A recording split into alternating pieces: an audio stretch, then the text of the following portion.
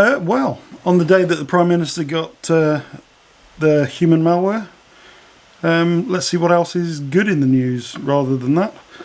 F1, Bernie Ecclestone has put his oar in the ointment again and said that Toto Wolff is probably going to move to Aston Martin. I'm not so sure about that. There's been rumours about it for, well, what seems like months now, that Toto will go over to the Aston Martin team. Whether he will or whether he won't, whether he's going to go over and be the MD of the actual car company or not, I'm not sure. However, it does add a bit of complexity to the arrangement, because if he goes, then Lewis almost definitely isn't going to hang around at Mercedes, because him and Toto get along so well. So we may have the strange occurrence of Lewis moving over to the Aston Martin team next year, or the year after, depending on when his renewal's up for renewing and when Toto decides he's going to leave. Stranger things have happened. After all, Damon Hill went to Eddie Jordan's team back in the day, the Buzzing Hornets.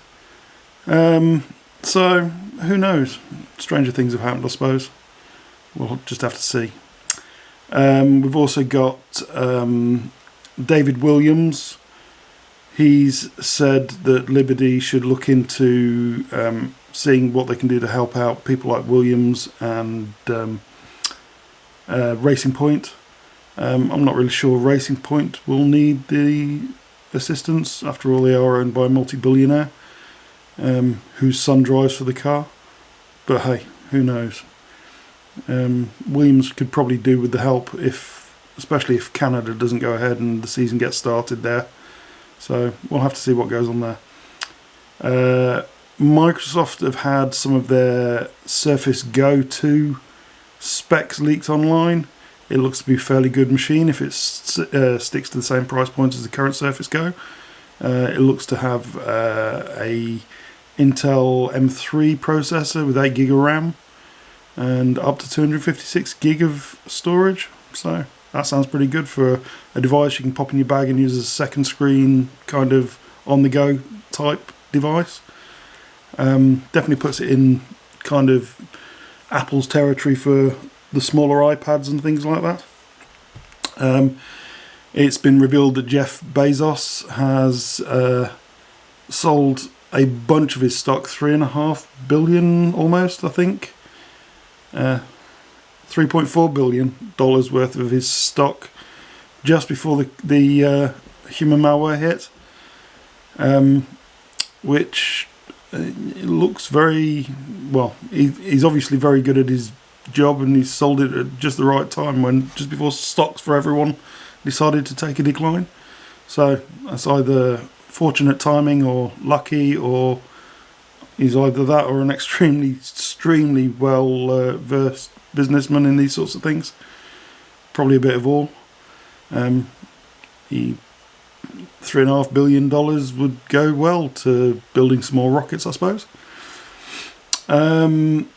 Google has announced it's upped the call limit on duo calls from 8 to 12 people joined on a call.